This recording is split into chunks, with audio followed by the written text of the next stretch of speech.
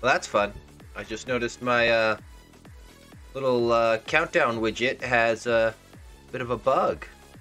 And given that I wrote the code, that's not a good thing. So, stream was not starting in an hour. The stream is starting in a few moments. Yeah, I apparently fed it the wrong input for the start time. So, that's fun. So, you can make bugs everywhere. Welcome back, everyone. My plan tonight is hopefully to put that material design theming stuff to bed. I've been seeing a bunch of other bugs and whatnot creep in, and I'd really like to kick a release and get that out the door. So, that is my goal tonight. There are tests that are failing, and the tests are failing for a good reason. So I'd like to get this thing merged in. There's probably still going to be some fallout from it. I have a hard time believing a change of this magnitude isn't going to cause problems. So let's dive in, and I will explain what the heck I'm talking about right after I figure out what I've done wrong. As you can see, new computer, and not new computer, new hard drive, which necessitated a reinstall of all the things. So I am more or less on a fresh machine. So that is exciting, to say the least. Let's see here. I'm gonna just flip that off the edge. There. Muchos better. Muchos better. And put you back in place. Yeah, I've been having to reconfigure, re-download, reinstall all kinds of stuff since Monday, and it's been an adventure finding all of the lovely things. And then, fortunately, yesterday I had some electrical problems at my house, so I had to get an electrician out here to solve them. So, had a little wire catch on fire. That's not good. Not good. Not good. Thankfully, no major damage. No one was hurt. Just a little singed wood. We're all good. Okay, so let me just validate what branch I think I'm on. Oh man, I don't even have it open in. I don't even have it open in Get Kraken. That just will not do. That will not do. Okay,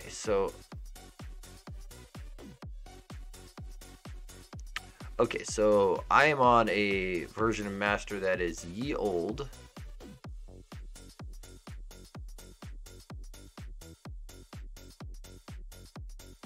I'm only mildly confused here because I should have another remote and all kinds of stuff.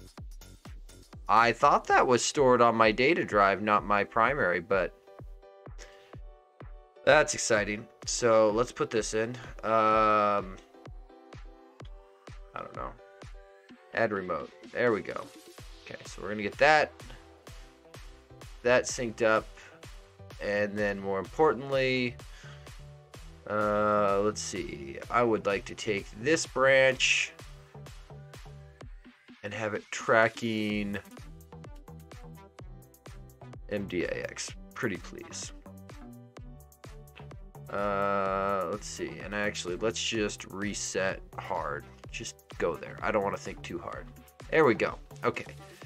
So that's all set. And then more importantly, new theme brushes. This is the one we're powwowing on. Okay. That probably caused Visual Studio to lose its mind for a minute. Let's pin both of those. Okay. You happy now, Visual Studio? We good? We good? I think we're good.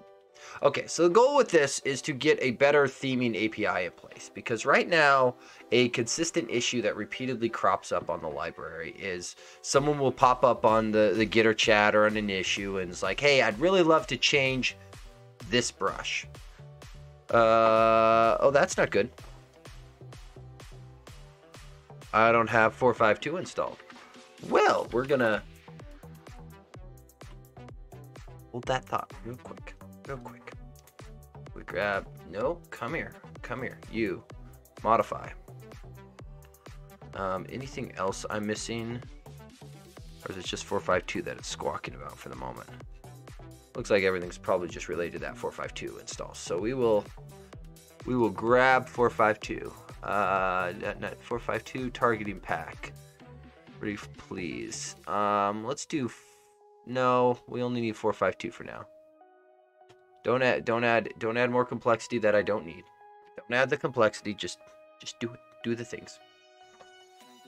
Okay, so that should take only a moment to hopefully get itself going. But in terms of the change, somebody will come in, want to change a brush, and unfortunately there won't be a clean way to do it. I've shown on stream a couple times how you can plug in different values for dynamic resources, which is great, but that only works if there's an individual key that you can target.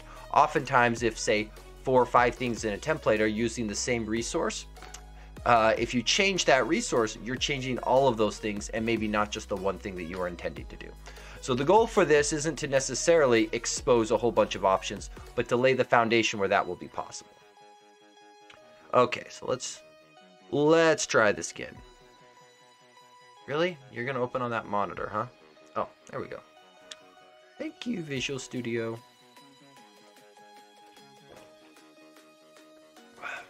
Because there are a few other bugs that have cropped up on the repo that I'd love to go and take a look at, but I also really want to put this to bed and not let it drag on forever. Okay, so let's just make sure we're still in a building state before we get too carried away.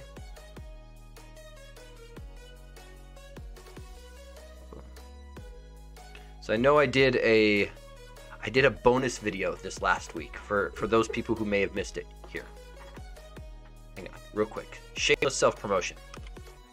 So YouTube, Yabu.dev for those people who may not have seen it. I figured I would start doing this little Q&A thing as well. So if people are interested, ignore you. I don't want to listen to you. If you are interested, I figured as questions come up and assuming time allows, oftentimes I can write up an explanation, but it's a picture's worth 1,000 words. So rather than just describing a solution to somebody, I figured I'd put together a video, and then it's searchable, loggable. People can find it. Hopefully it helps. And then ideally the code for it, I check into my example project repo. So if people haven't seen this, I do have a material design in XAML examples repo. So I'll link that. Thank you, Twitch. You are asking me if I adhere to my own rules. Yes. You'll note I don't have a little chat box bubble thingy above me. I still need to set that up again. I kind of forgot to do that. And then stream started. So forthcoming. I will fix it though. But yeah, so if people are interested, code gets posted, video gets posted. Hopefully it's useful to people. I did try to call out that, so we did it right here, that right now in 4.2.1, Palette Helper is the API for this, but after this PR merges, that Palette Helper is going to become Theme Manager instead. But the get things set primary color set theme, this flow should still work. So for what it's worth, that should be there. Okay, rebuild all successful. Excellent, excellent, excellent, excellent. Okay. Now, I had talked last time about potentially doing some like source generators and some fancy stuff there. I think what I'm going to do is I'm just going to not do that right now and just do it by hand. It would be great to source generator all the things. And I've been loving source generators, but they also add a little bit of overhead and time to set up, and I think it'll be faster just to straight do it by hand. Maybe with some regex. Okay, so if we go here, where's my test manager? Show test explorer. Ooh. Test explorer, where are you? It's claiming, oh, there it is. There it is. It's like, it's claiming it's here somewhere. Okay, so let's start with this. So I think these two should just run uninhibited.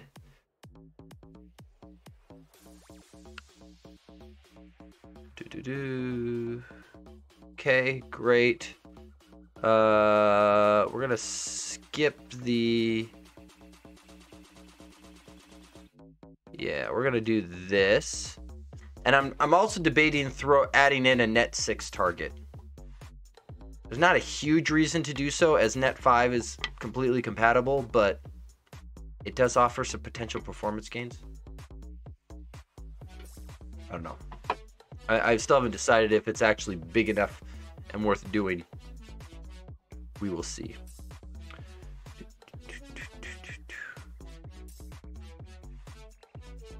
Okay, so some of you should fail, I believe. Oh, that's a colors test. Okay, so these are the ones I should be expecting failure on. And I should see the exact same set of failures across the board, I would imagine.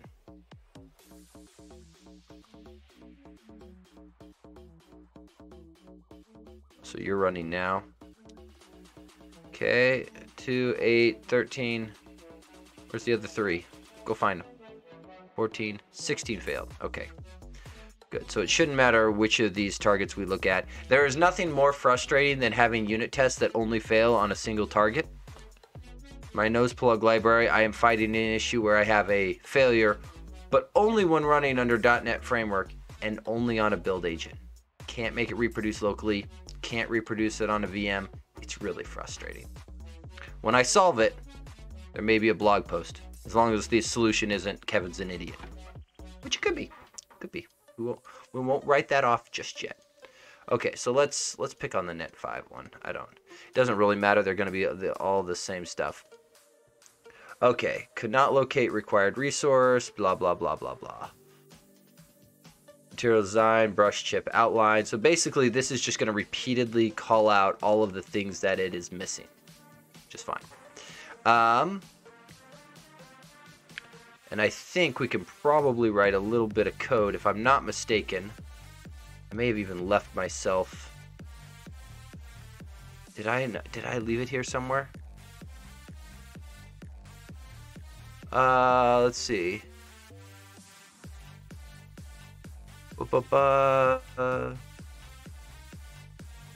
Starting resources, ending resources. I think, if I recall correctly, this test is the one I want to grab.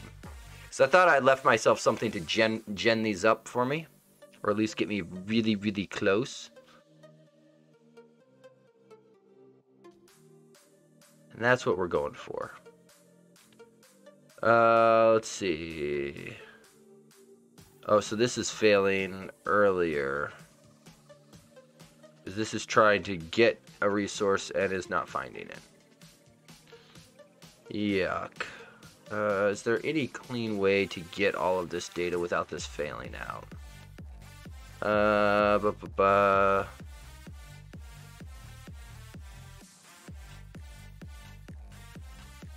think this is probably just going to repeatedly fail my test.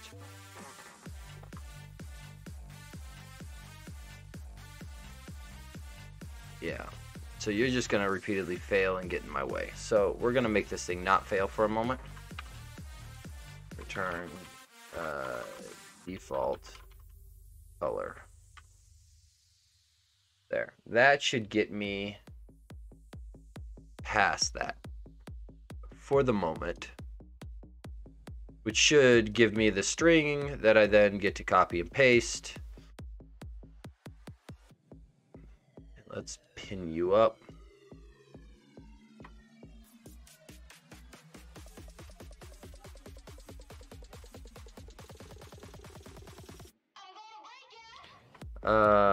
That is the wrong test. Why is it on? Was I not running the right test? I probably clicked on the wrong one. There we go. Starting resources, whole bunch of stuff. Ending resources. So, let's see.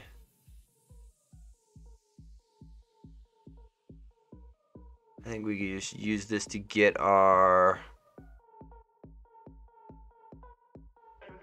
Why is this not a... Sorry, I'm just trying to understand where X is not null or empty. Oh, foo is what I'm looking for. That's what I want. Boom. Got it. The assert does not matter. The string is what I am after. Okay. And then this needs to end up in bundled theme. So, where is my bundled theme? It's at the root. Yeah, so this is the XAML for it. We're just going to go...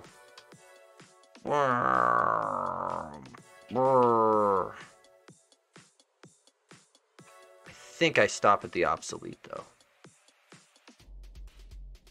Paste. Could be wrong. Trying to look at these, each of these in here to see.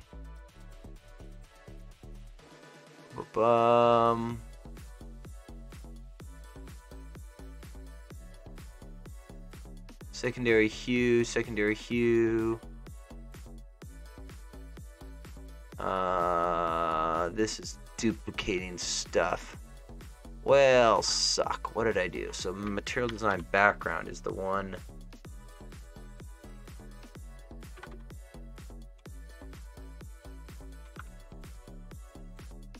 Boom. Those are all of the dead ones. And I guess you could just separate them by the ones that don't start with material design plus. So that we will whack away. That we will whack away. Okay. And then I think I'm going to just copy this as it sits. Because you'll note in all of these here, I'm not actually going through and setting a value on any of these. I'm literally just declaring an empty default one with a key. And the only reason we do that is because the XAML designer is much more hip. Oh, I'm not running Karnak. Oh, I don't even have it installed. Oh boy. Wait, wait. Sorry about that. I will add that to my list of to-do items. The only reason we're doing this is the XAML designer will then see these resources and give us better IntelliSense on them, which significantly helps build these things out. Okay, so actually I am going to separate this thing.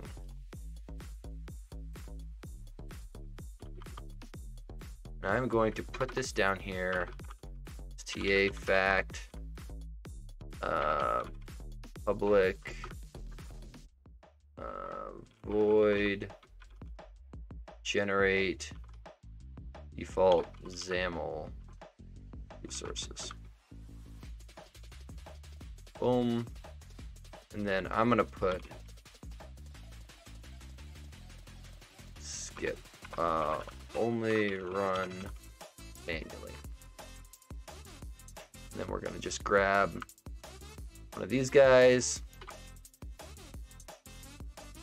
Let's call this XAML.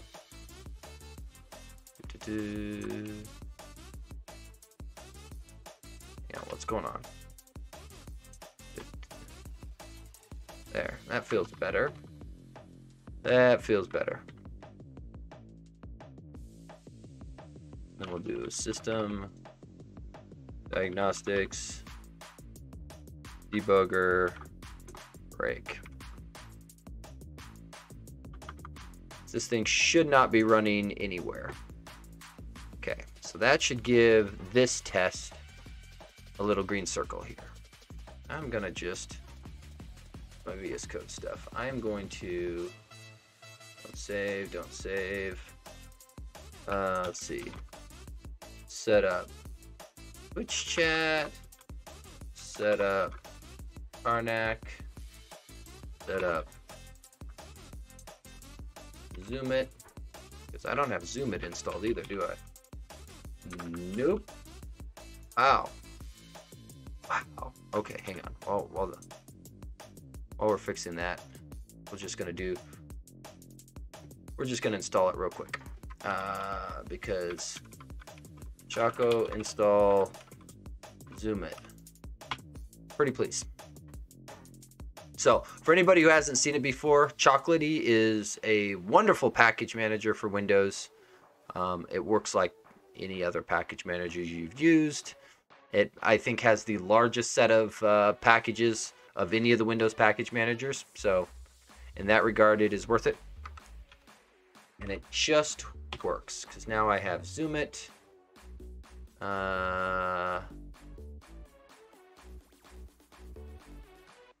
There. And I believe now I can do, yeah, do that stuff now. Woot woot. Okay, cool. Okay, so we are still broken on the test. Go figure out why.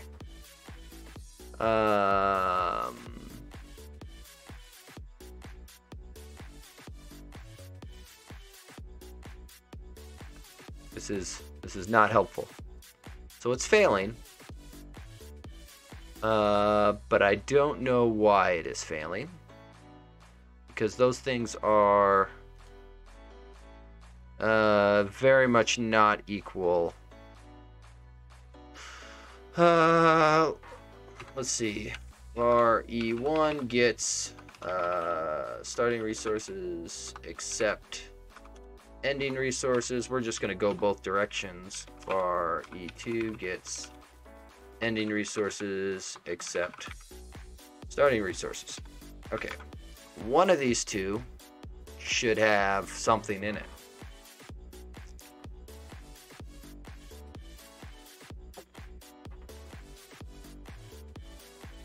Which one of you two has extra stuff?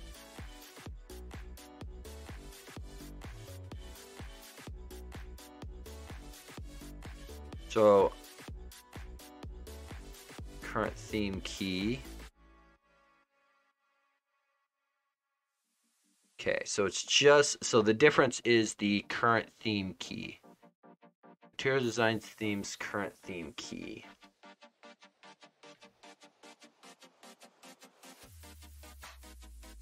Let's go and look at where that's getting set, because this is more of a meta level one. I'm wondering if it should exist or not. So let's find it. I'm sorry, what?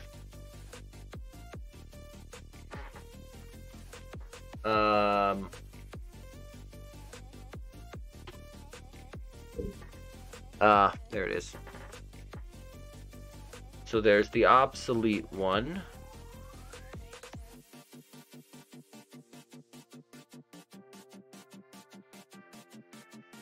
Okay.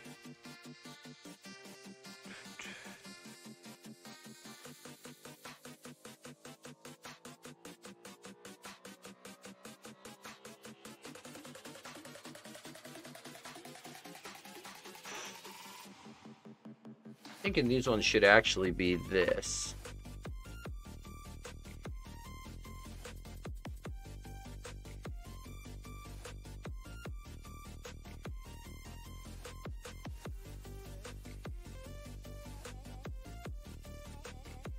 I'm thinking I might just strip these ones down.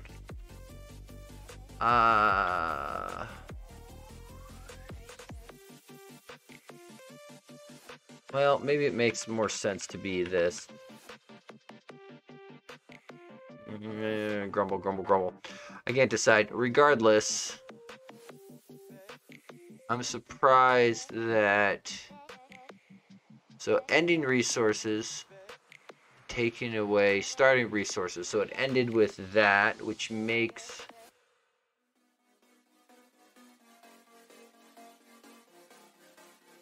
makes some sense, because once you, so what's ending up happening here is on these setters, once you set all three of them, it calls set theme, which should go through, create the theme up, call apply theme, which should fall into this code path here, which is what we expect.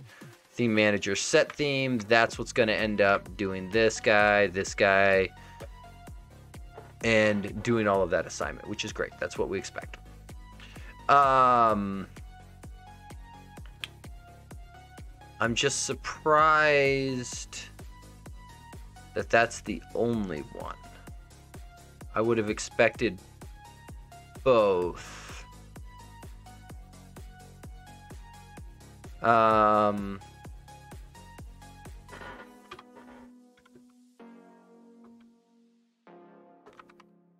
Let's see. Actually, let's do this, because I think we're gonna... Because those are meta level ones, so we're gonna go with const string. Let's see, where is theme manager? That's not the... It's the old one. Theme manager. Give me the new one. Yeah, that one. Give me that one. Material design theme. Yeah, I just want both of you. I don't care about you. And here. Boom. So we're gonna do this, const string, blah blah blah. Yeah, we'll go with that. So, you know, this is kind of a clever trick where the name of is referencing the thing that it's assigning into. It's just kind of a fun trick. But I think I actually don't like that in this case. I think in this case I would rather hard code the strings, because the test should be concerned with the value itself, not how it gets to the value. And oh, hush. Let's see here. You do the same thing. Okay. And then, let's see. Starting resources. Remove current theme key. Theme manager key. Ending resources. Remove current theme key.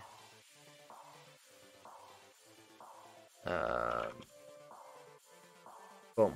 Okay, so that should give me a pass now. I'm just surprised I didn't see the theme manager one show up in that list too.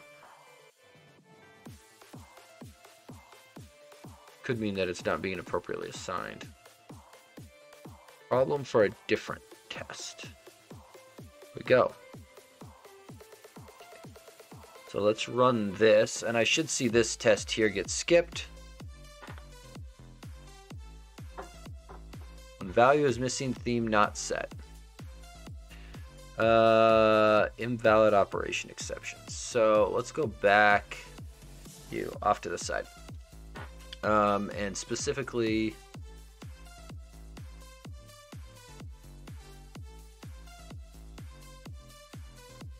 what? I'm editing files. Where am I editing these files? D:dev. Where do you think I'm editing files?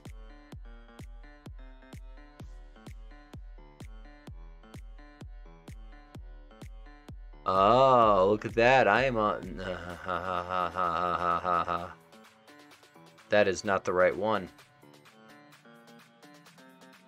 That would explain why it did not have. That would explain why it didn't have my other stuff being tracked. Got it. Okay.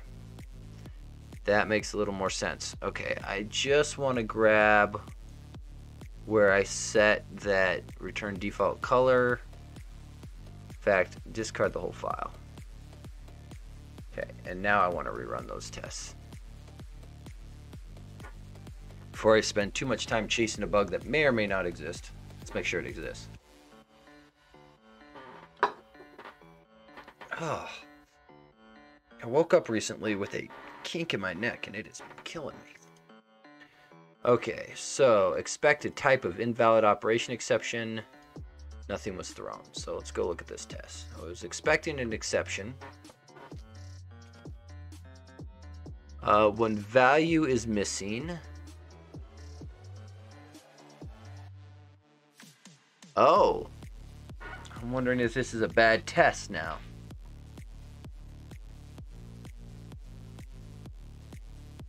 Because what is happening is because we have now populated all of those values using theme manager get theme instead. So we should really switch this to using theme manager get theme. So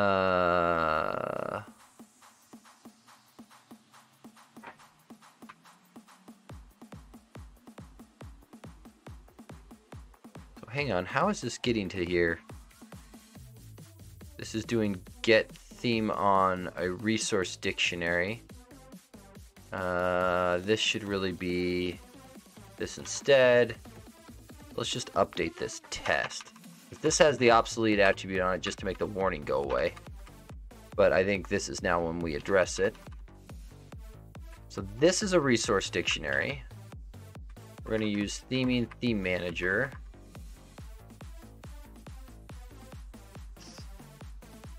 And then target type new expression to make our life easier. Oh, that won't. Let's see. Theming, theme manager,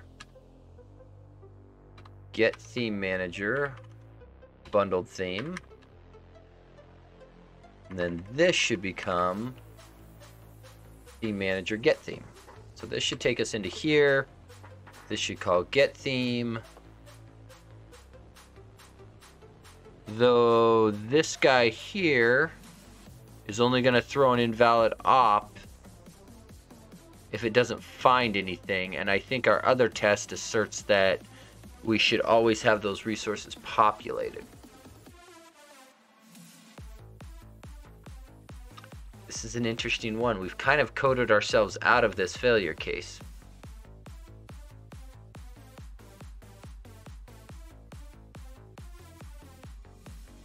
Yeah, this test isn't really possible anymore.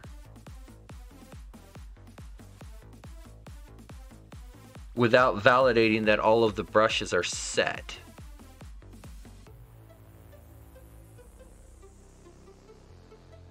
Because they're all set just to default values. So what would be the appropriate way to check for that? What is the right check for that? I'm wondering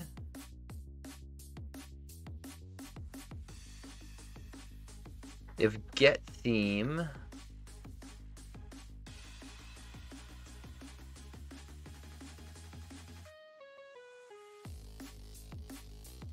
because this calls get color. Try get color, which does a hunt for a solid color brush. And if you get the brush, you can't have. So the only way this is going to happen is if something isn't set. I think this test is just bad now. There. Simple. Okay. When all values are set, theme is set.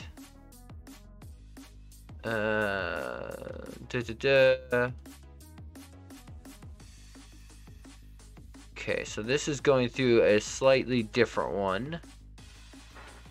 So we will do the same theme manager bit.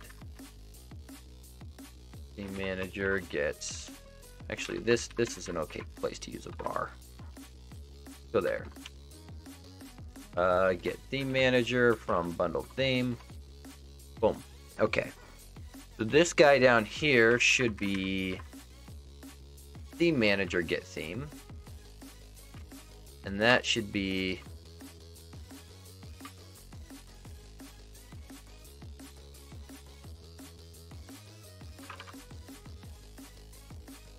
that should look like that. And then this theme doesn't have a body anymore. This is not the right theme. This was theme.light. Yeah, and this is all obsolete stuff. Let's get rid of the obsolete flag. Show me all the obsolete stuff. I'm guessing it's all right here. Yeah, so let's go with theming theme. Actually, we could really go with light theme.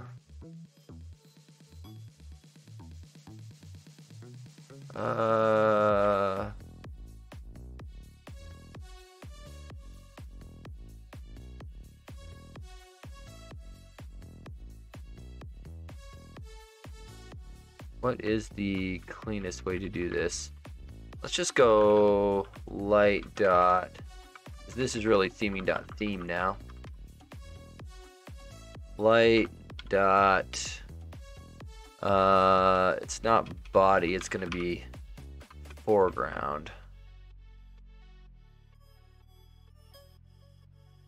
And then this will be foreground. That should now, because this is a valid test. When you set all three of those properties, it should call set theme. The theme should get populated. We should have some values that are populated. Huzzah. Okay, so that now works. Perfect. That's what we expect. Okay, if that's all working there, just wonder if there should be more assertions here. It's probably good for now.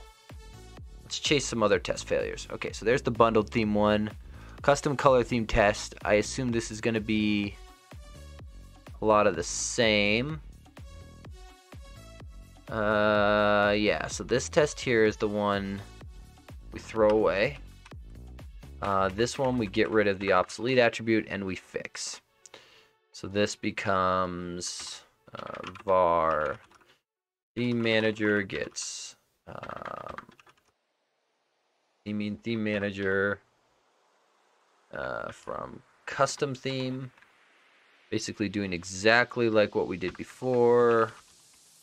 Theming theme, theme manager get theme.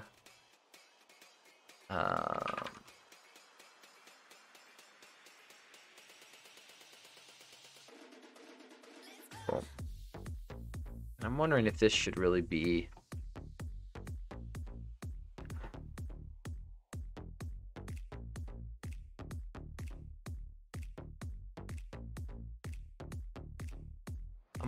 these should be internal, because they add a lot of noise to the API, and everybody should be going theme.light in order to get to it anyway.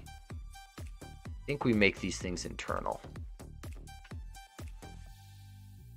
Doesn't break anything. Everything should still be fine.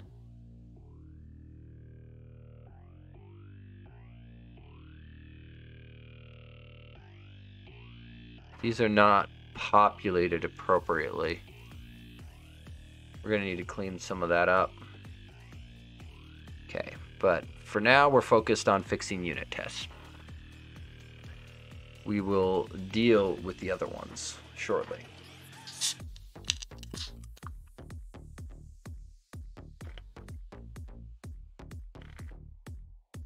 Okay, green circle there.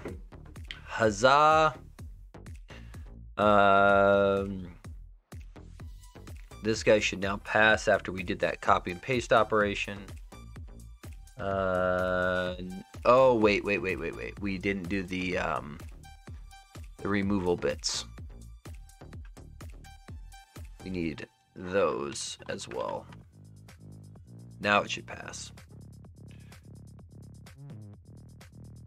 Show me a green circle.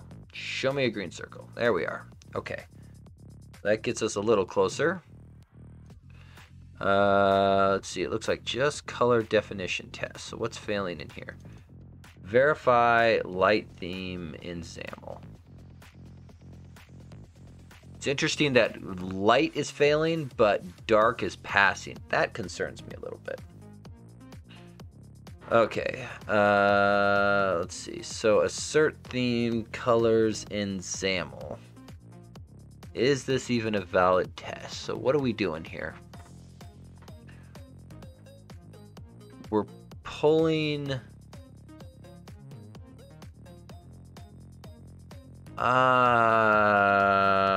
this isn't going to be valid at all. Let's see. Assert XAML colors in theme.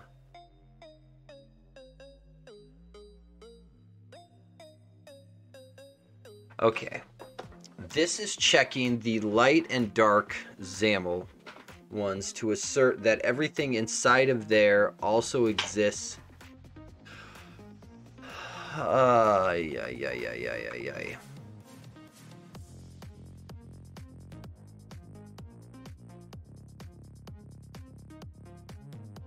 You know, I'm wondering.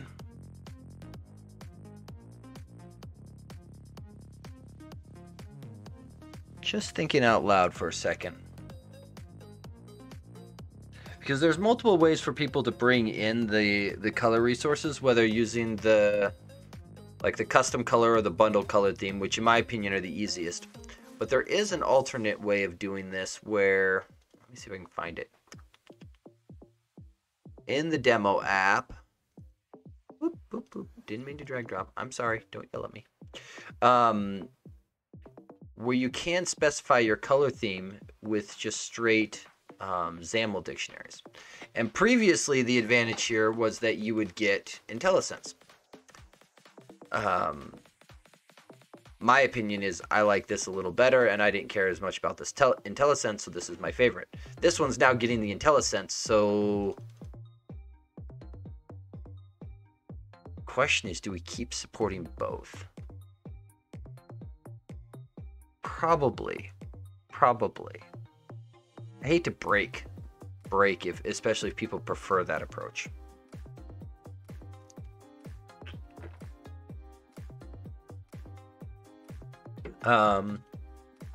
But that means that when you bring in your colors, rather than setting a property on a single dictionary, you've got this guy here. And those tests are designed to make sure that these XAML dictionaries stay in sync, which is good. That's what we want. And I'm wondering if perhaps that's what I should do, is I should update these things to be the source of truth. Oop, actually, that was the one I wanted.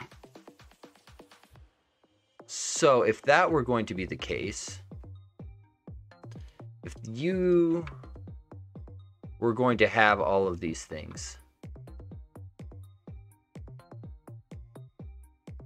it's just really hard to do that with these. Because because that's one of the things where it's hard to draw a separation. You've got the base theme, which is light or dark, but then you've got colors that go along with it. And I have a really hard time separating all of those things from each other. It's not a trivial thing to do. It makes it a little difficult. So what to do here? If I kill the tests, I should kill the dictionaries. Or I should update the dictionaries.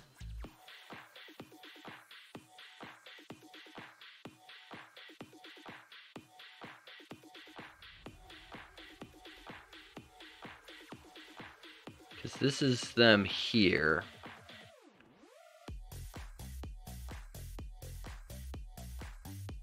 Thing is, I have to actually update them with the appropriate values in all cases.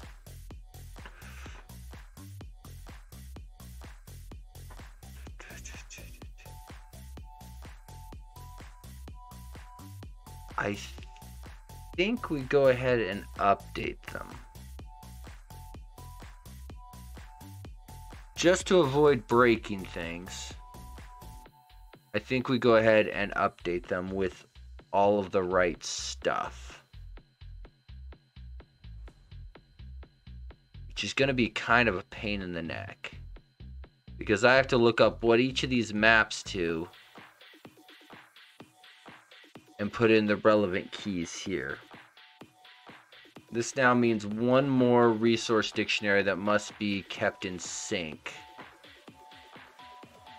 This is why I want a source generator it. What is this helper? Oh, right. This is looking stuff up because I was lazy.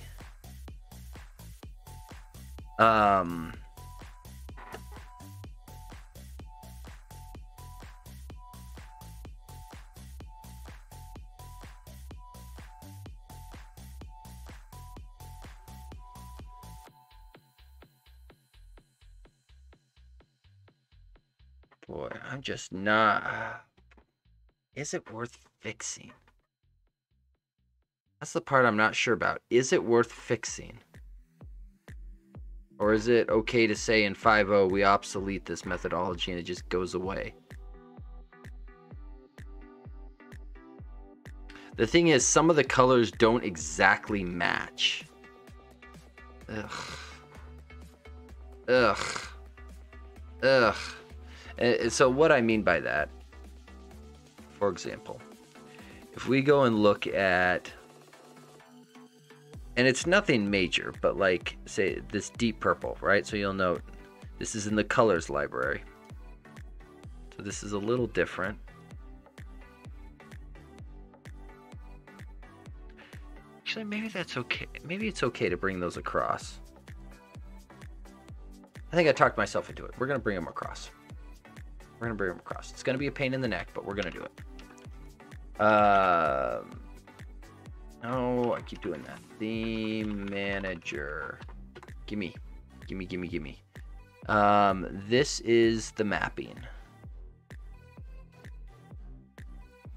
Problem is you kind of have to infer the appropriate key from this or scroll down a little bit. But this is the mapping. So I'm going to move you to the side here. Thank you. I'm going to collapse you. We're going to do this one by one. Oh, because this is actually worse than that. Validation error. Okay. So go back up to the top. This guy maps to validation error. So, and then more importantly, this guy here is going to end up validation error is going to end up mapping here to this key. So we'll grab this and we'll just start doing things up at the top. Let's see. Solid color brush, X key, validation error. And then this is going to end up actually looking really similar to the next one. This is going to be color.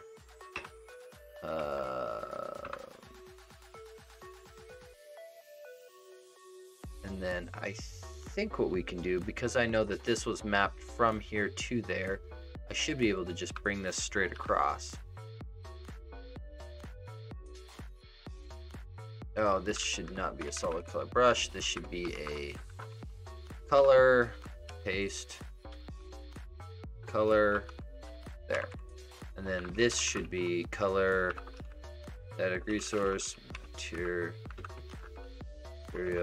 design. The only drawback is it jumps really quickly, and I really wish it wouldn't. Brush, validation air color, there. Okay, so we're gonna put obsolete. I plan on hunting that string later. Okay, so that handles that one. Material design background. Come over here, boom. Let's see, it's probably just background, I imagine. So the problem is this is gonna be a lot of things.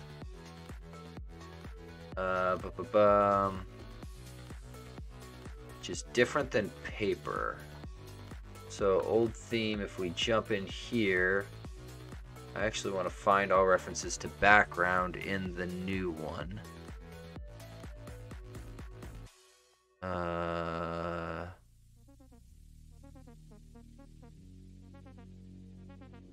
Don't think it's actually used. Yeah, it does not appear to actually be used in any of the ones, so that one just gets dropped. Paper, on the other hand, gets converted to the new one. If we hunt usages of paper, and I'm specifically interested in what?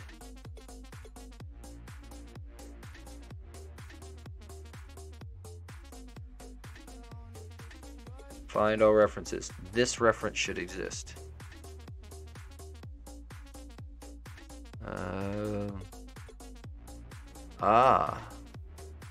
Maybe I should double check background. Find all references. Group by project. Oh.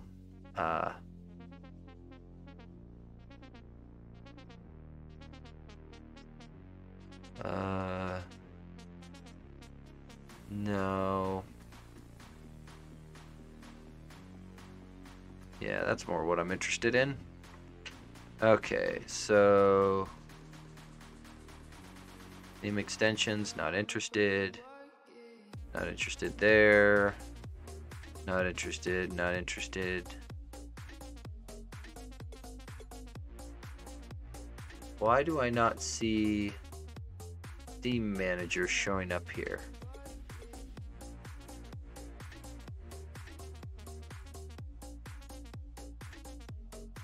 Any member unknown.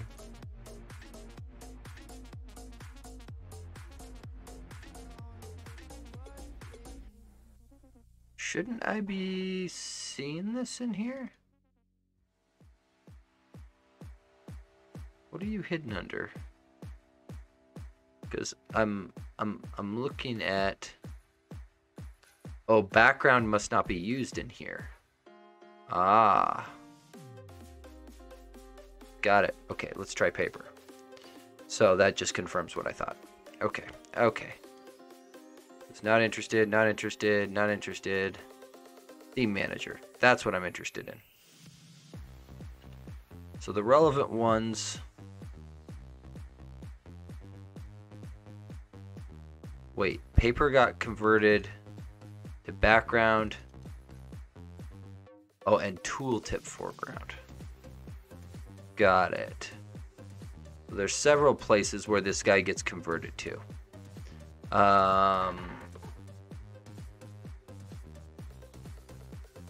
Let's actually just bring a...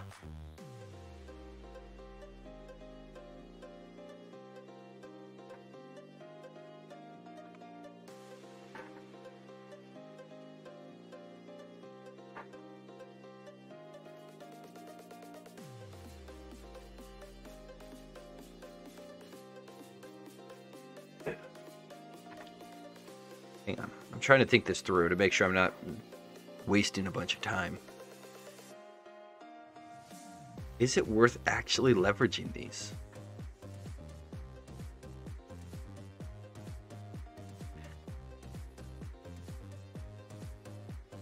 Because what's going to happen... So the paper and the background and the body and all of that stuff, that's fine.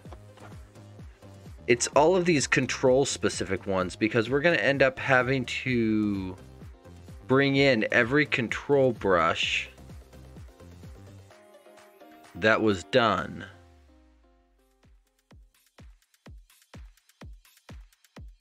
Maybe that's okay. Maybe that's okay because we're going to end up needing it anyway.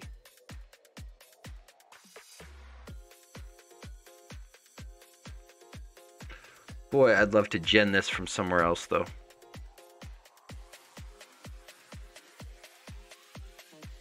I'd really love to gen this up. Because this is going to be obnoxious to maintain. I would rather change it now and leave these old ones in place, but gen up the inclusion of the new stuff.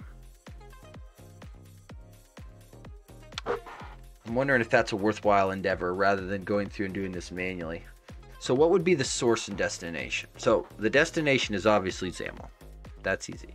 What should be the source of truth for all of these? Because when I want to gen up the light one, should I use... I think using the light theme dictionary makes the most sense.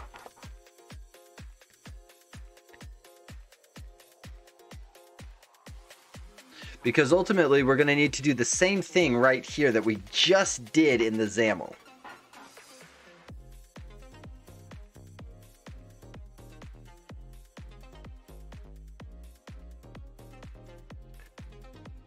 And I'm wondering, maybe it's worth consolidating a little bit. Maybe it's worth consolidating a little bit. Specifically, I'm wondering if it makes sense. Well, this derives from theme, and theme is inherently separate from... Theme is inherently separate from that.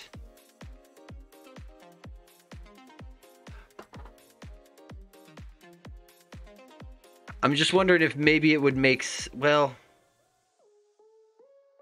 It would make sense to start with the XAML as the source of truth and then ingest that into here.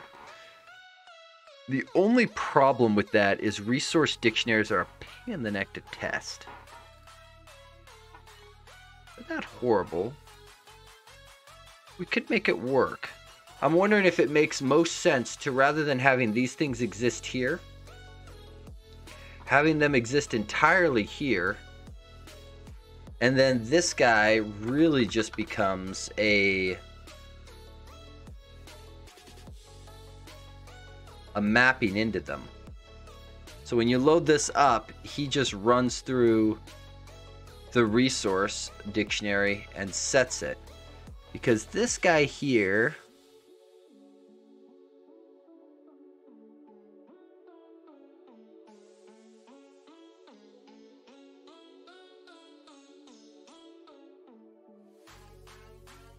Get color. I'm wondering if this guy should handle loading this.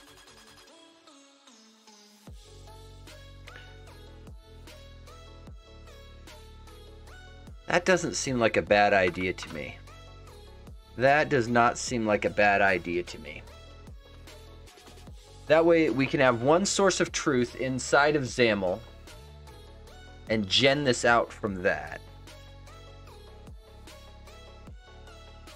Actually, we could get the best of both worlds if we did that. Rather than having this guy load the resource dictionary. I know I said I wasn't going to do source generators, but I'm kind of wondering if I declare all the resources in the source generator and have it gen out these dictionaries for me.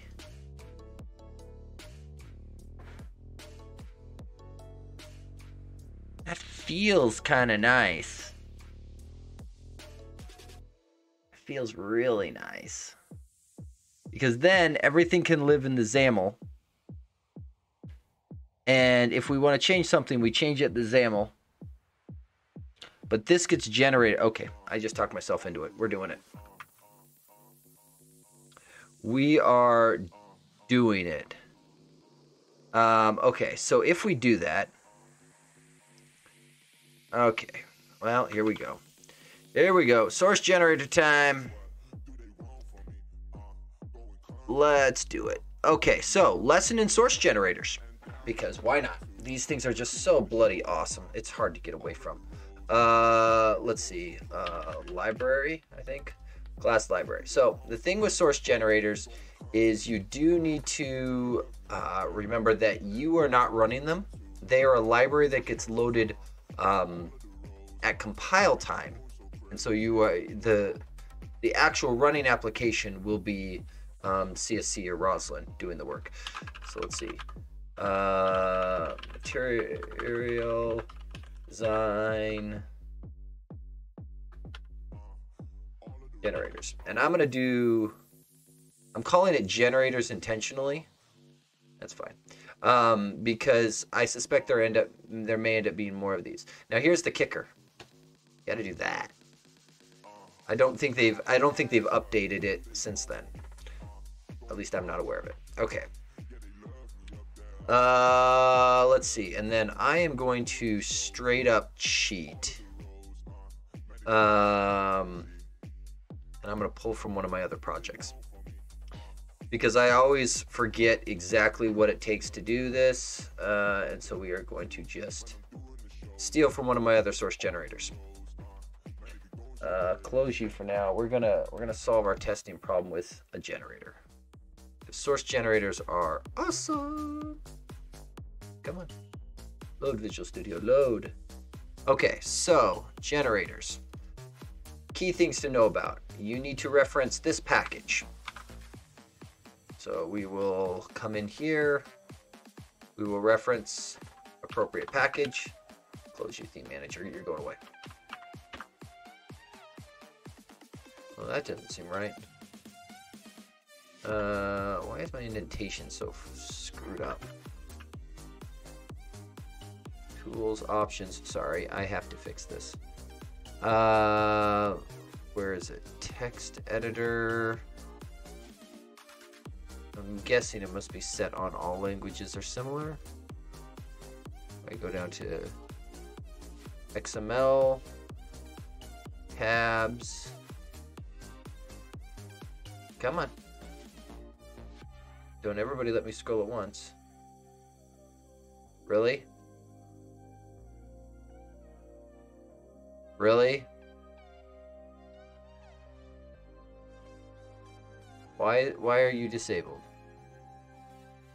There. Tab size. 2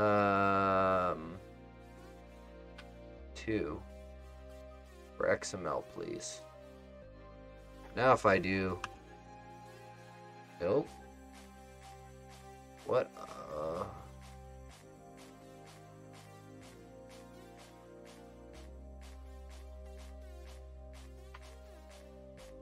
Are you not... Do I have to reopen it or something? Are you not treated as XML?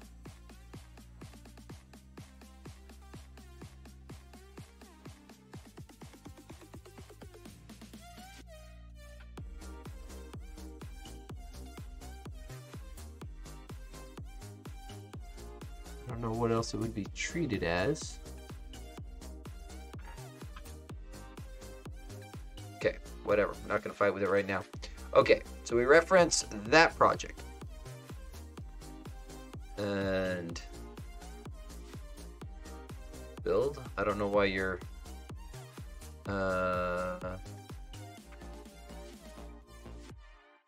Visual Studio apparently is losing its mind. We will circle back to that. But the other bit that I was looking for is you need to put the generator attribute on top of your guy. Oh, there's an extra curly brace. That's probably not helping anything. And then you need to implement this guy. And then we're going to just do this because I know that's the right namespace for them. Boom, boom, boom. Bippity boppity booyah. And then we are going to just close down Visual Studio and restart. I did just install the latest preview, so there's no way that's causing any problems. I hope. Oh, I gotta look and see. This should have opened the right one.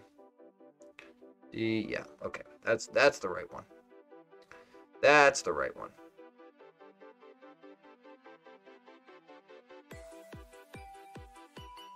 Okay, resolve the dependency, go and figure it out. Oh, you're probably unhappy because we don't do dependencies this way. Yeah. Directory packages. Let's see. What is this? Code analysis C# 310. Oh, so there's actually an update to it. Okay, and then the way we reference it down here is with the magical incantation.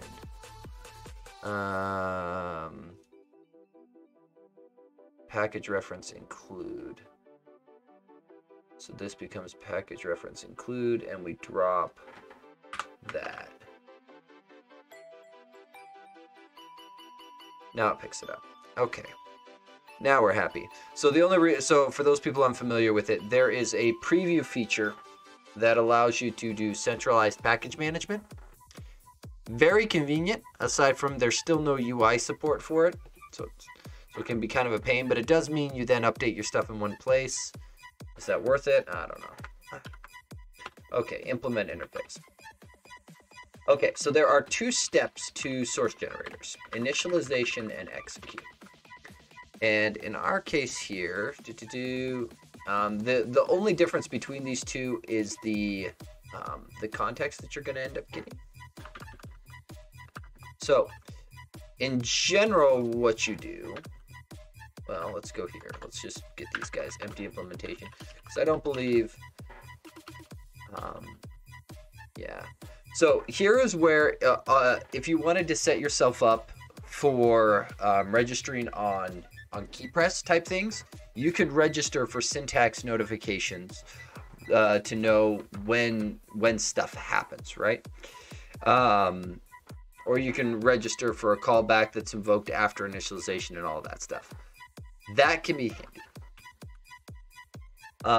In our case, I don't believe that's what we want. In our case, we just want to ignore that completely, and we want to come in here. And the key method here is add source. This is how you get stuff in. You'll note, though, that the source coming in is a string. There's an overload here that allows for a source text, which is the Roslyn thingy that would wrap it. In general, string builder is the way to go. Now, the drawback here is if you are building a source generator to be consumed by other people, you need to be conscious of language, because otherwise your source generator, if it generates C#, somebody loads it in a VB project, you generate C# into a VB project, that doesn't compile, and vice versa. So there is that limitation. There's also the limitation of it won't work for things that don't support source generation. So for example, anything that doesn't compile through Roslyn. So any of the other .NET-y languages that don't go through Roslyn, you don't get source generator support for. So just be conscious of that limitation. In our case, this is going to be a theme brush generator. So we're writing a theme brush generator. This generator is only going to be used in our project to generate theme stuff. Therefore, we don't care. The target project C#. I generate C#. It's gonna work. It's gonna be great. It's gonna be great. Let's fix the name of this guy. Okay. Okay. So step one, we got to be able to get our hands on that lovely file. And we are going to be going after additional files, I believe. As I think that's the one that's going to contain it. I'm trying to think if I've done this elsewhere. I might have to look this up real quick.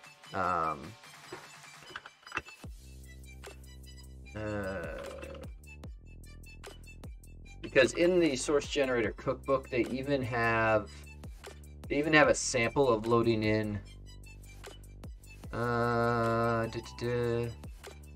T4, no.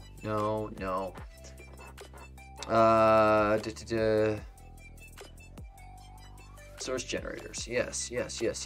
This thingy, getting started, blah, blah, blah, blah, blah, blah. Generate some source, great. We aren't interested in looking at the compilation because we aren't going to be reading C#. But this cookbook, this thing here, this has samples, lots of samples, and there is one of these samples. There we go. Additional file transforms into equivalent C# representation. Sort of. In this case, we just want to read our resource dictionary.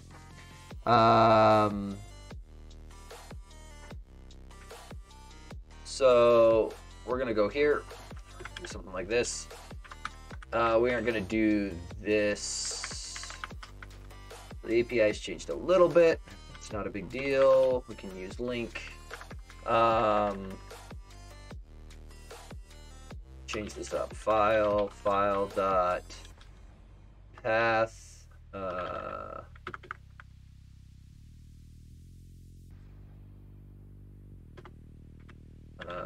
Get file name. Boom, boom, boom. And then we're gonna do our material design themey dictionary. Oh, this is gonna mean that we're gonna have. Oh, this is gonna be an interesting problem. Just because of where these things are located, it's gonna be a little interesting, isn't it? Because this is located. Oh no, this is located. Okay, never mind. So some reason I thought this was located down in the colors library. It's not. It's located up here. Perfect. Perfect. So if the file name is that. So how about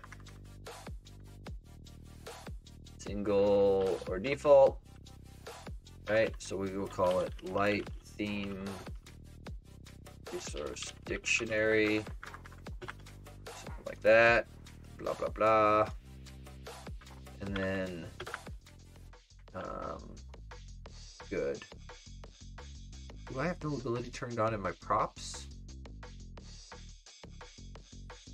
Sweet. Excellent. That's what I wanted. Okay, so we want to take that in, and I think what we're just going to do is X document parse this guy. I don't see a reason to get any fancier than that.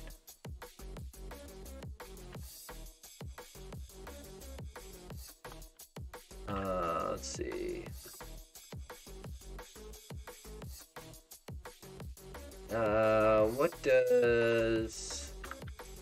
What did you have on me?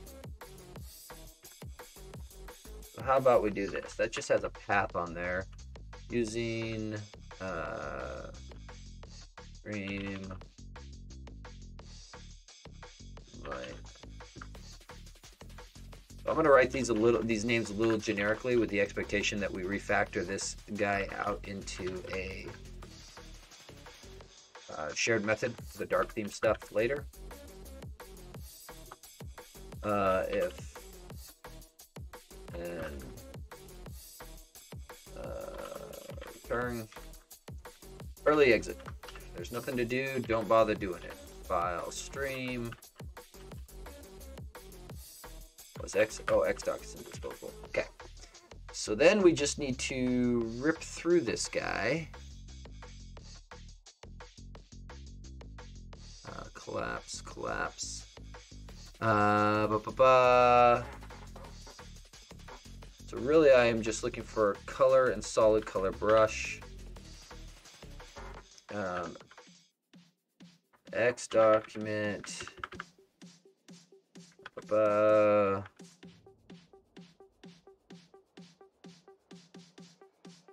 What did it have? Oh, what was the, is it root dot? Yeah.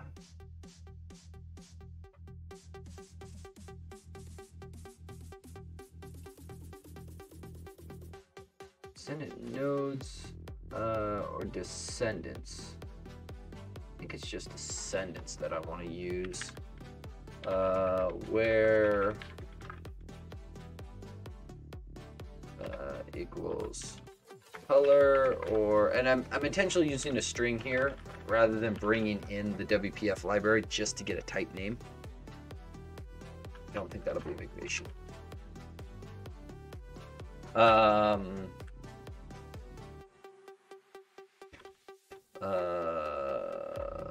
Is element or node? I think it was element.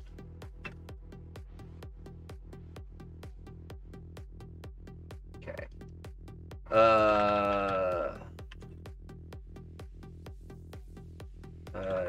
Get, what is it? Attribute.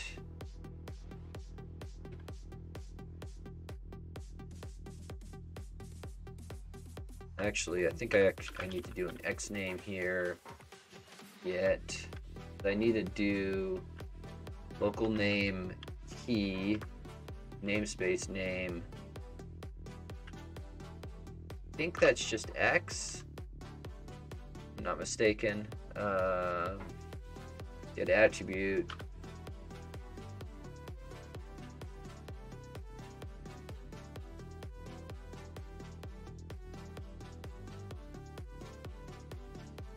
What did I do? Oh, this is inside when it needs to be outside that.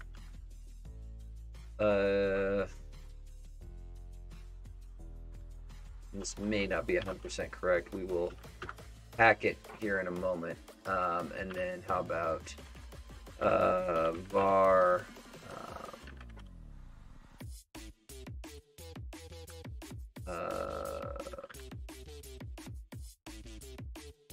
string builder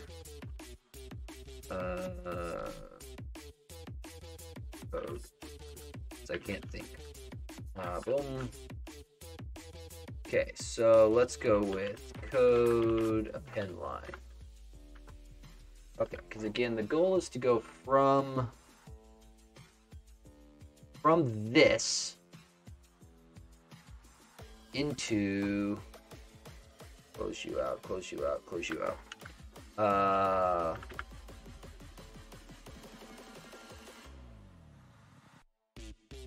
Into this. Because I would like to generate out this whole constructor. At least that's my goal. And I think we can leverage this to ensure some conventions around our naming.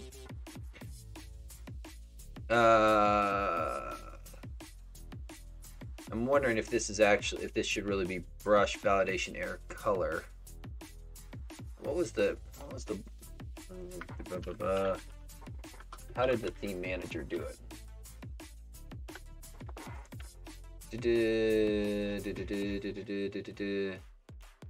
Get theme. Set solid color brush. So it takes the name and tacks dot color on the end. So it will be material design dot brush dot validation error dot color. Okay, so that is fine.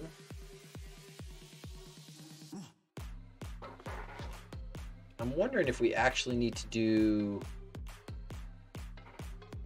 We probably don't need to do the brushes in this case. We probably only need to parse the colors, because all of the brushes, and this might end up being something else that I auto-gen as well, but all of the brushes should just be static resources into the color, I imagine. I think that works. I think that works.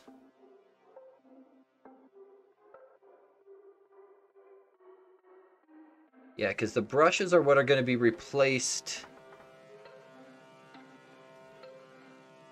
I guess it really doesn't matter. If we end up genning these things, whether they're static resources or hard-coded or whatever, I don't think it makes a big difference. Okay, let's see. So the code that we would like to build up is going to look a little bit like this. So code.endline, right? And we're going to go like this. So we're going to do, I'm going to slap on the using because I don't want to think too hard. And actually, I'm going to do a string literal here because oftentimes I find I would rather look at my code blocks like this. Then I can just copy these things in. So really, this is what we want to generate here. Boom. So I want to do something like that. And it does mean that we aren't going to do anything interpolated. So this thing's going to go away. This guy is going to become a partial class, and I'm going to comment out his constructor. Because I'd like to generate the constructor here. Public sealed partial class. And actually, I think we can just do this. And let the other one care about the rest of it. And then at the very end of this mess, semicolon. This guy should become code.endline, and then we're going to do let's see, I'm going to drop down a line. We're going to do that, indented for, and then that to close up the namespace. You could look at file scope namespaces are similar, and actually, oh, we need one more. This is why I like doing it this way, because now it feels kind of razory. Ish, but at least it makes my string builder read more like straight up code. Okay, so we're gonna do this, and then in this for each, we're gonna gen up the lines that we want to get out of this thing. Okay, and based on, for example, this key here that we get, we're going to trim off material design brush, and then we're going to assume that the rest of this And I think we're going to drop dot color. So I think the other thing we're going to do is we're only going to find color elements. Yeah, we're only going to do color elements. So we will trim off the word color. We'll trim off material design brush, and we will assume that we can do dot notation all the way in. So specifically, the other ones that are like car dot background, I should be able to take that key, and that should be what the C# code that should be in my constructor. So that should ensure that we keep reasonable naming conventions adhered to, because otherwise they won't generate correctly. How do I get the name? Value. That'll work. Okay, so I want that. Key. And I would like to, if key dot ends with color,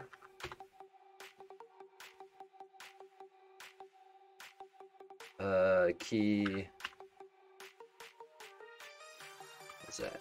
Back 5. Oh, I can't get away with this, can I? This is the net standard problem. This is rangy syntax, C#8. Maybe I should regex it out.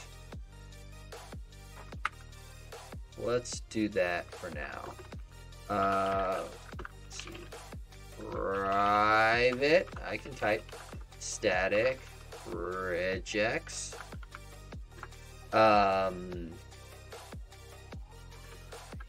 Color key regex. So I'm going to, let's see.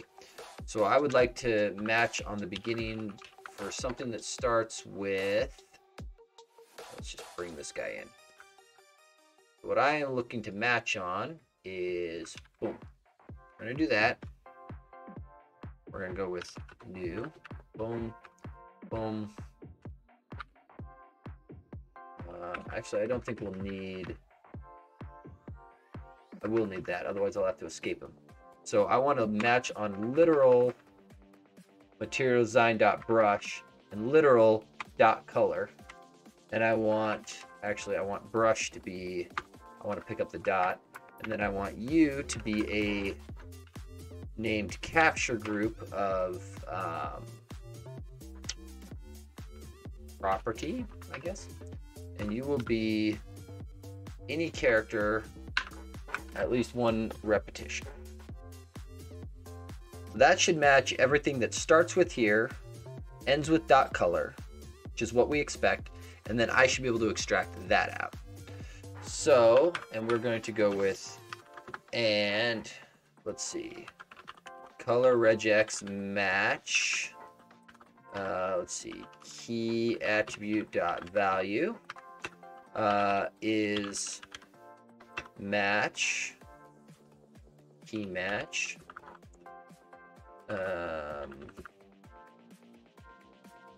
Yeah, so then our I'm gonna put a local in here just for clarity. Property gets key match. Oh, and let's just do,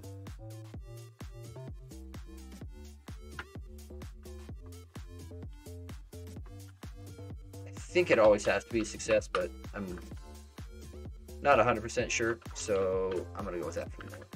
Groups, and this is property. And then the thing I always mess up on, you have to get the value out of there.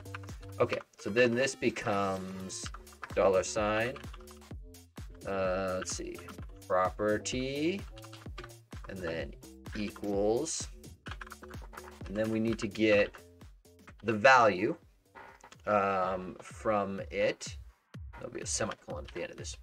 Okay, so then the value we want to read is going to be coming out of, I think we just read the text off the element directly, I think is what gets us that. So let's string color value, element,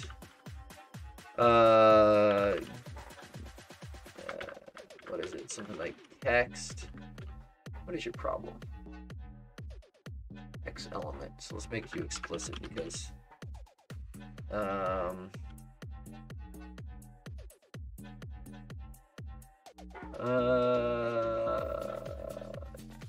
node.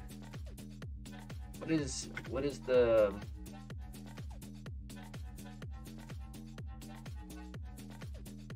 value? There's a cannot remember the syntax for this. Let's see. X document get X element text. Yeah. Blah blah blah blah blah blah. Descendants. Yeah. I want the. Yeah. How do I read that? Let's see. Descendants. Elements ns plus URL. It's fine.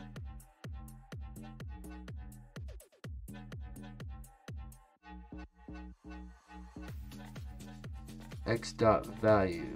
So on X element there's a dot value, huh?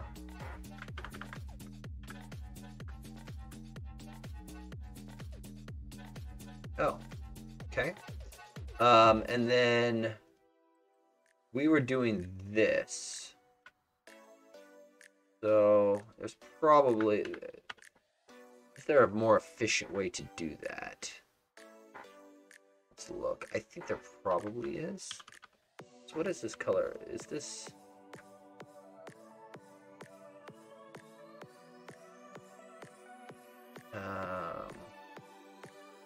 it's actually probably, you know what? It's probably good enough for now.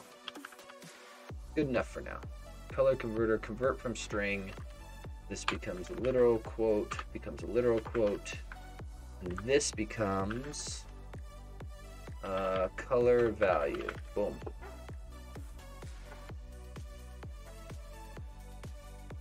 Okay, so that gets me to there, that gets me to there. This gens up a bunch of code. Okay, so we've got a string builder, we've built this thing up, now we got to actually add it back into the compilation. So context, add source, let's see, light theme.g.cs, and the value for this will be code.toString. Bippity boppity, booyah, you got your first source generator. It's that hard. It's that hard. It is. I should say it's easy. Now I just got to remember the magical incantation for appropriately referencing it, which looks something like this. Boom. So we come back up here, and so it's a basic project reference, but the project reference is, oh dear heavens. It has this extra analyzer bit on here. So let's see, this is going to be up a directory, and then material design generators. Normally I do the forward slashes, but this is WPF, which means I can kind of make some assumptions on the operating system.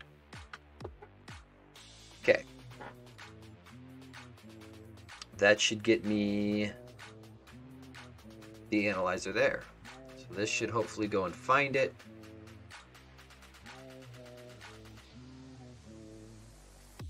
Interesting.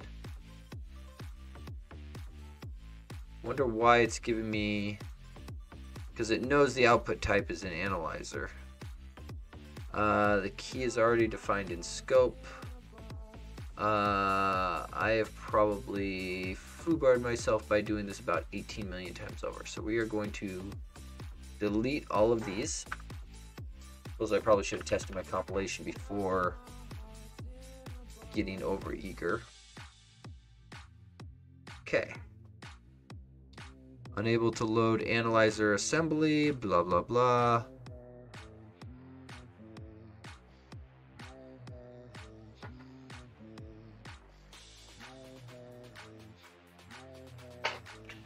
Yuck. Yuck, yuck, yuck, yuck, yuck, yuck, yuck. Okay, I think it's time for a serious framework end of life date. I want to look at how long these things are expected to be supported, because I don't think 4.5 is still supported.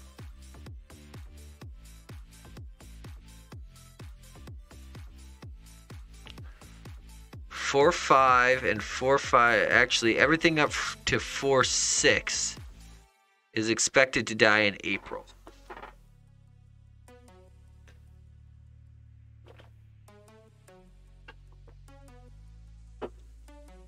I'm seriously considering killing support for 4.5.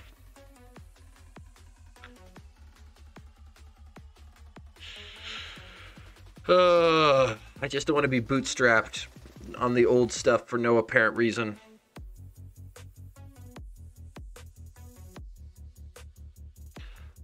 Well, before I get too carried away, let's confirm that 4.6.2 fixes my problem.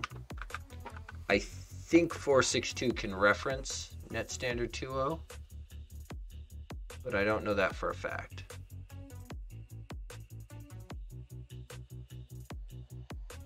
And it's now lost its mind. So we're just going to unload and reload the project, because changing TFMs, the target framework monikers, out from under Visual Studio in the middle of a load does cause it to lose its mind.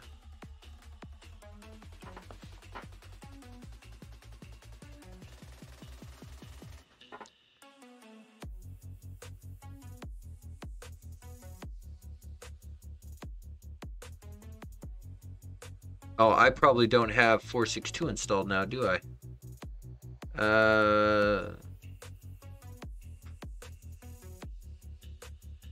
Let's see. Project material design theme is not compatible with net 4.5.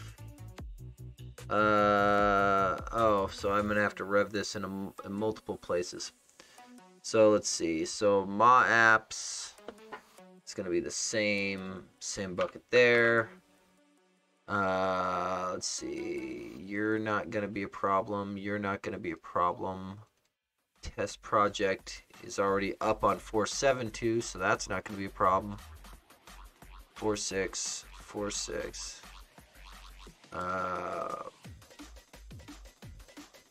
You don't actually have to rev,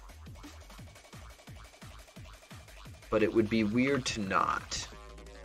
We're going to do so.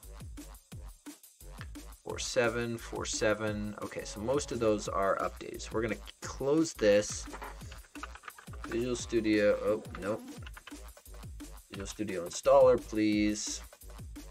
Nope, not you. I want you. We're going to go modify.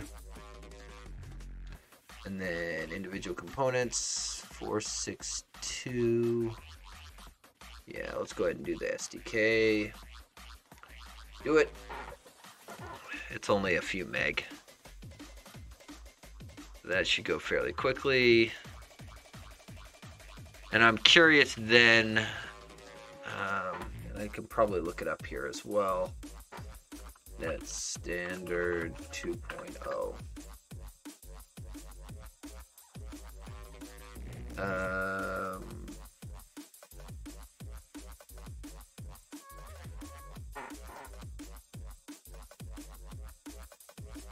4.6.1 is 2.0. So yeah, so going to 4.6.2 will be more than sufficient.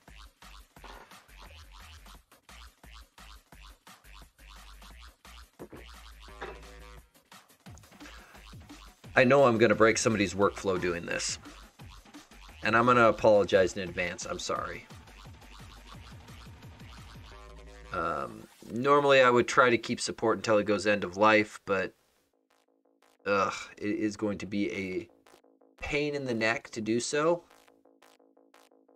and there's very little reason to be on net 5.2 at this point.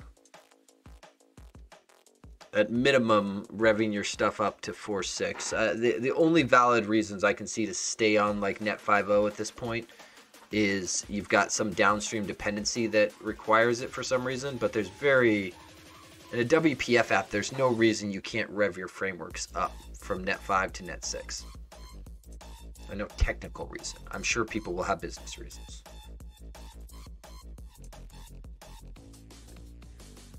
Okay. You should be able to find these things now. I have the framework installed. Please go and find them. Reference assemblies. SDK targeting pack for the framework or retarget your application. Is that not what we just did? Did I not just add it?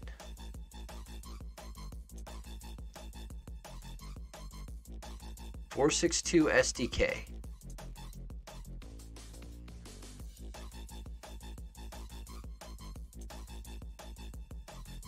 I'm wondering if this is what's needed here.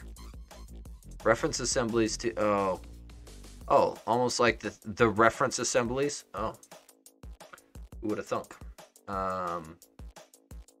We'll leave the SDK installed. Oh, that I guess that's a small hint when the SDK is only a few meg and the reference assemblies are more like 158 meg. That should have been a hint. Should have been a small hint. Small hint. Okay. As I am fond of telling my coworkers, reading is OP. Reading the error messages solves many a problem. Then hopefully we get this guy plugged in and then just run the source generator and then we can just hash it out. Because it shouldn't be that bad. Shouldn't be that bad. Come on. Come on.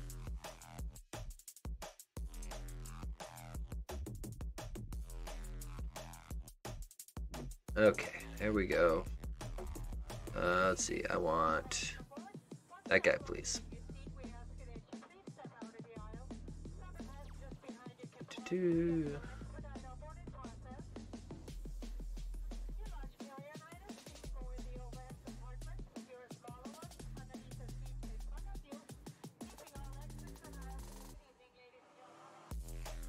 Okay, that goes there, that goes there, that's much better.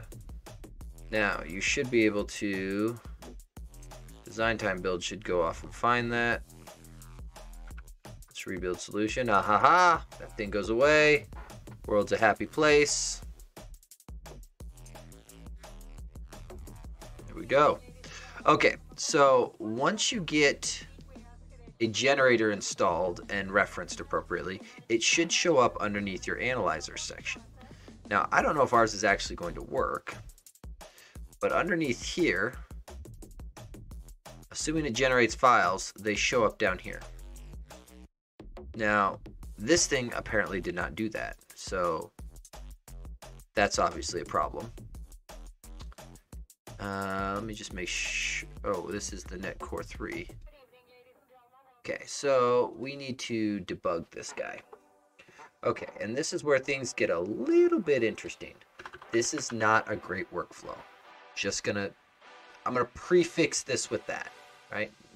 This is not a great workflow.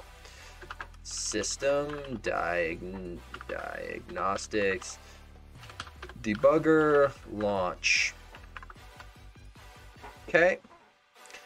And then you come down here, and I'm going to be very explicit in the order of projects that I build. Compile my generator first. I am then going to rebuild this solution.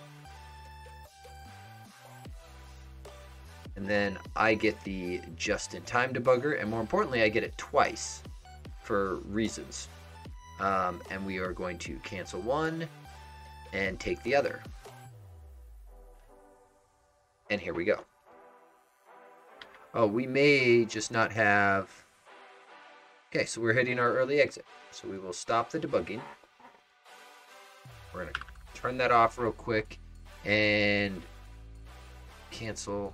This can get to be a bit of a pain doing, because as long as that's in there, your design time builds can eat you alive.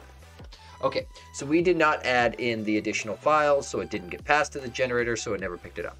Okay, perfect. Makes sense. with you there. Don't care about that anymore. Where did the source generator cookbook go? Okay. Blah, blah, blah. I would like to... Additional files. Where is the... How do I specify the additional files? It's packaging. Just search. Additional files. There's that. Consider a generator that could and wants to allow user to disable logging. I'm aware of this for passing properties. Include additional files. They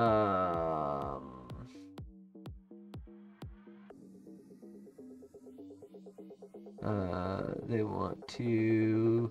Oh, so this is legitimately... Okay, so that's all I gotta do. Okay. We're gonna come over here.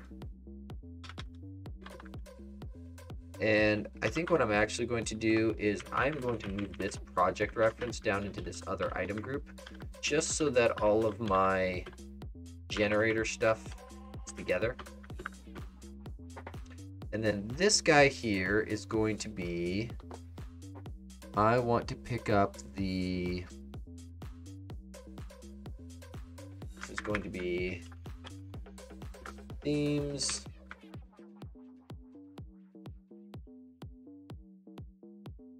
I would like to grab you, pretty please. Boom. That should get me into generating something. So we are once again going to compile the generator first. Good. We will rebuild the project. The issue with hitting build is I've seen issues where because the compiler thinks everything's done, it short circuits, which is great in most cases. Not ours. Let's see here. Analyzers. It generated a file for us. So we got past our early exit. We generated our light theme. It didn't do anything useful. So you can see that it's empty. So we've got a bug somewhere in my XML parsing. Not exactly shocked. There was a lot of stuff that was kind of guesswork in here. So we are going to, once again, step through it and take a little look-see at what is there. So, enable debugging, and then we will rebuild this. So it might just do build. Yeah, it's short-circuited. See, that's the thing, is MS Build when it's short-circuiting, it does it based upon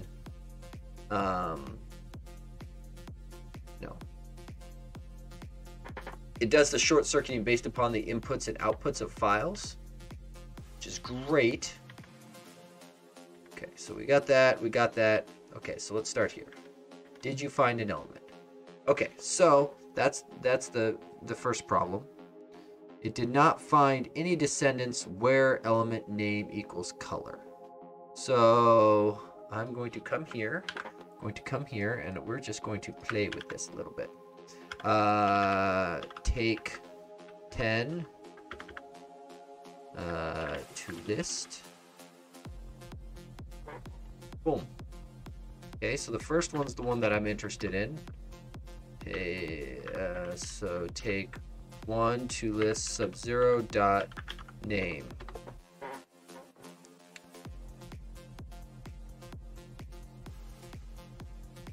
Got it. So the issue is name is not a string, but it implicitly has a conversion, and that is a little bit of an issue. I think what I want to do, because this name here is an X name, right? Yeah, and I think X name implements equality, doesn't it? It does. Look at that. How lovely. That's what I would like to see. Oh, I probably can't see it here. Okay, that's fine. But I am going to assume that if I do, let's see, xname color name gets xname get, and I do, let's just do, hey, give me the overloads. Oh, look at the overload. Local name, namespace name. So local name will be color.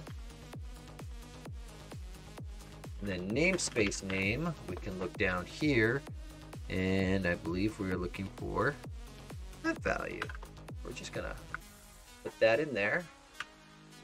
And then we're gonna change you up to be color name. Let me see if I can hot reload this. Nope. That's gonna end up killing that off. That's okay. Cancel some of those builds off. Okay, so let's do this. Let's rebuild our generator. And then we will rebuild here. And now we should be able to get inside of our for each. We can start chasing the next bug. And actually we can probably run the cursor here. Okay, so we got an element. Good. So that got us to our first one. Okay, so let's just see if we get inside of this. No. Okay, so let's start with this and see what this gives me. Okay. I think I can do attributes, right? Let's see, to list. Okay, and then sub-0.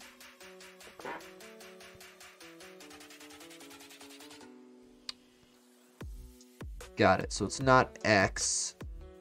Oh, right, because X is the alias of it. I want this to be that. And that should get me a little bit further. Hot path? Yeah, I didn't think so. I've had very little luck getting the hot reload to work inside of a source generator while debugging the compiler. No, it shouldn't shock me, but it still shocks me. Okay, so hopefully that gets us past this if. We can see it generating. So we can run down to here, because we should get to here again. Step inside. Oh, it does. Okay, so property is just validation error. Great. Color value. Looks like what I would expect. So, I think what I'm going to do is kill this, comment out the debugger, or the debug launch line, cancel all of the jitters that are going crazy on me. Stop. Rebuild this guy so that I stop hitting that debugger launch. And now when I rebuild it, this file down here should show me what got generated. Do be aware when you click on this thing, I'll show you this real quick. When you click on this, if you do say open containing path, you'll note you're getting a temp file here. If you rerun this multiple times, I've had a lot of issues where I don't see the updated file here. But I can show you a trick. There's a secret trick. If we go to, let me jump back and grab my other project. There is a property I like to set.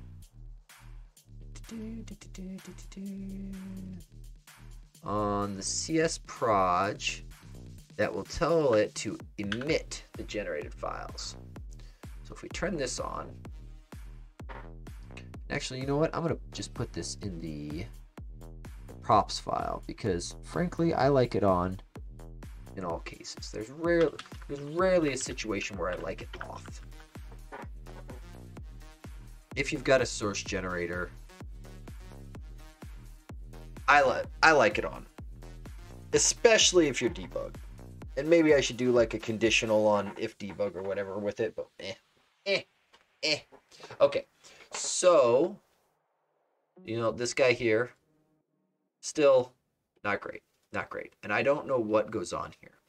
But if we go in here and go bin, so we are in debug mode, right? We'll come in here. Oh, I went bin. Don't go bin. Go obj, debug, pick your target, generated. This is the new thing.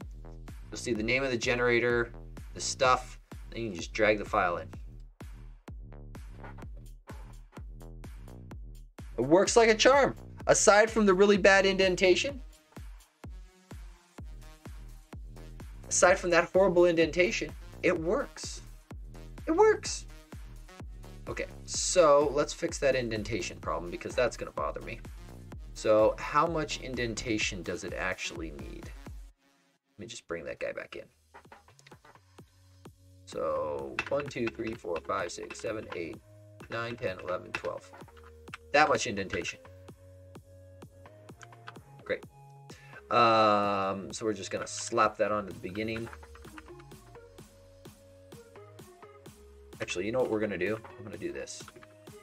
And separate the indentation from the actual code bits. I don't know. I just find that to be a little easier to read. Rather than arbitrarily indenting this whole thing over. Okay, so that should add that. That should add that. And now it's just a matter of cleaning this up a little bit so that this thing... I want to put this in some shared code real quick. Private static string generate theme class. I don't know. Okay, so let's grab this whole doohickey here. Okay, so I'd like to refactor this so that I can reuse this for both light and dark. So let's start with this. String file path. Blah, blah, blah, blah, blah, blah. So we're going to just assume that this thing exists by the time we get in here. I think this guy should be checking it. Okay. So we'll get rid of that.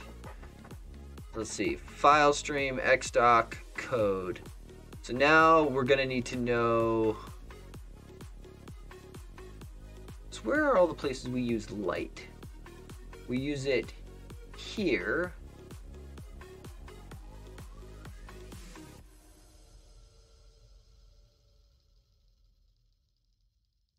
I'm just wondering if we maybe bring all of this in and just have 2 invocations of it.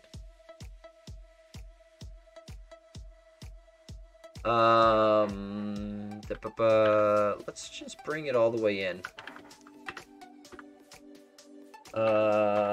Because now rather than doing file path, we're gonna actually do the check. So I think what I'd like to do is string theme, and then I'm just gonna start replacing. We're gonna do this. Nullable string comes back. And then this becomes theme. Let's see. This becomes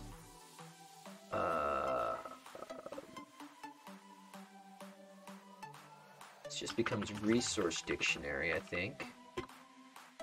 And then what were we using for file path? Oh, I was just doing resource dictionary up. Okay, so we can do resource dictionary dot path. We'll go into here, and then this guy we're gonna do a little magic here. So we're gonna do that, do that, do that, and this is gonna become theme.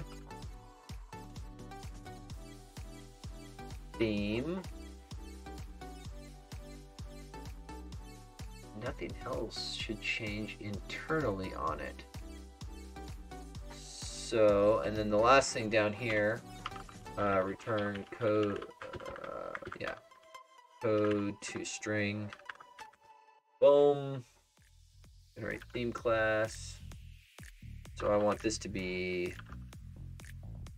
if generate theme class context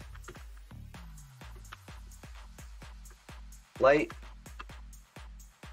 is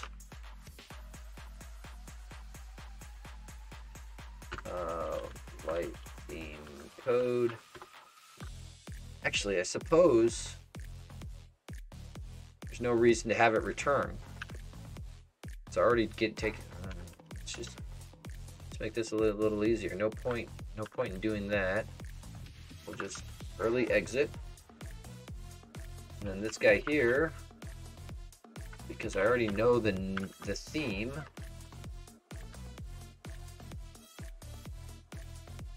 becomes that.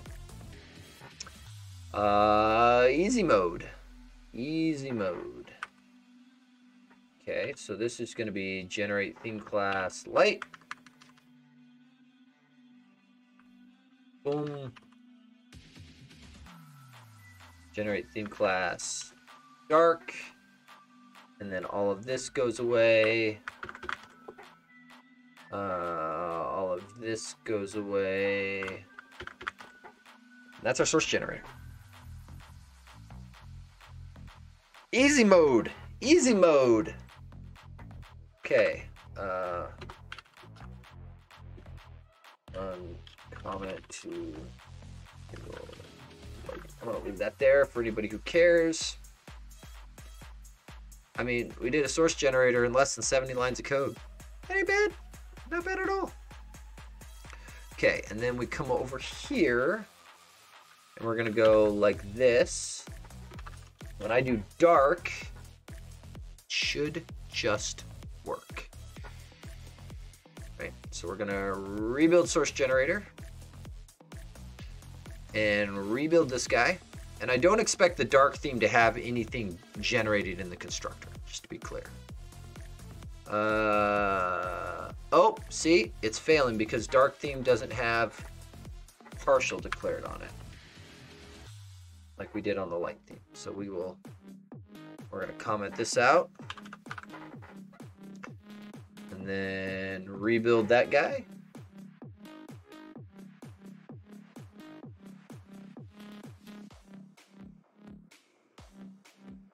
Cool.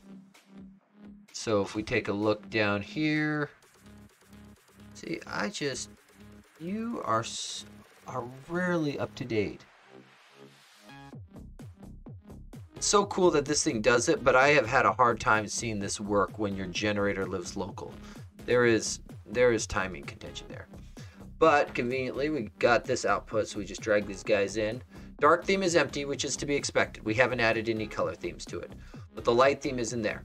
Okay, perfect. So, the solution then to get the rest of these to pass is I just need to go through and add in all of the appropriate colors into those theming dictionaries. They will generate the C# class, which will leave the resource dictionary still working for everybody. So if anybody's doing the other way of it, that will be fine. But these things will also be in sync because as changes need to occur, they will occur there and it will come across. I think that works rather well. I think that works very, very well. The only thing I might need to write a test for is to make sure that all of the things that exist in the theme class also get added to the XAML, and that's going to be a little hard because because some of these things aren't expected to be in there. Yeah, so we'll see how that goes. We will see how that goes. This thing, these guys are probably dead, given that these things aren't set anywhere. I'll have to hunt those. And I'll also have to hunt those other ones. Okay. So, once again, unfortunately I did not get nearly as far as I was hoping to, but let's get this checked in.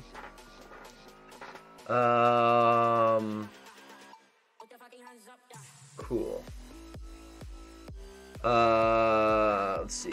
Adding in source generator to build up theme dictionaries. Wiring net 462. It's a big one. Fixing some failing unit tests. Boom. We're gonna push that, and so a couple things I want to do really quick. First of all, there's an icon update. Let's throw that guy into the milestone. Squash merge, great. Pull request, and this one here.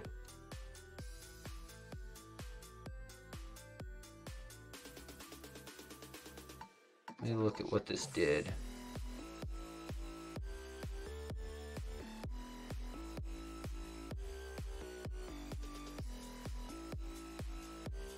Interesting. So where is this declared now? Is this in the same file, I assume? Just show me the whole file. No, that's not what I wanted. I wanted the whole file. How do I navigate to the whole file? Expand all.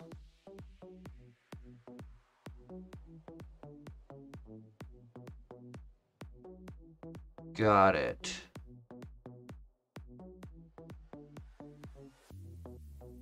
Interesting way of dealing with it. Because there's been requests for changing this many times over. I think I'm good with this, but it feels like this is a targeted thing at a single problem. So we'll start with this. Prove and run. I will put it in the milestone, and as long as the PR build succeeds, I will let it in. The only thing I'm hesitating on is this feels like something that is now going to be special case for Expander, and it'd honestly be nice to have something like a more generalized solution. But this is not, even though it's exposing something a little bit more, yeah, it's no worse. It's no worse and no better if I decide to break it later. So, we'll let it in. Enable somebody else's workflow. So, cool. Well, with that, I'm going to say thank you everyone for coming and hanging out. It's been a great stream. Hopefully I will get time and poke at this more. I'm hoping to have time in America. We are getting ready to celebrate the Thanksgiving holiday next week, and I've got some extra time off of work around then. With any luck, I get some time to code. Again, if people are interested, that question and answer video that I did, I'm kind of hoping that that's the first of more. So if there are questions or things that you would love to see, just kind of a short, I'm going to try to keep everything in that range, ideally under 10 minutes, maybe 15, because they hopefully are short and targeted at a particular solution or problem. So if there's something like that you're interested in seeing, leave me a comment, let me know. Should be good. With that, happy coding. See everyone next week.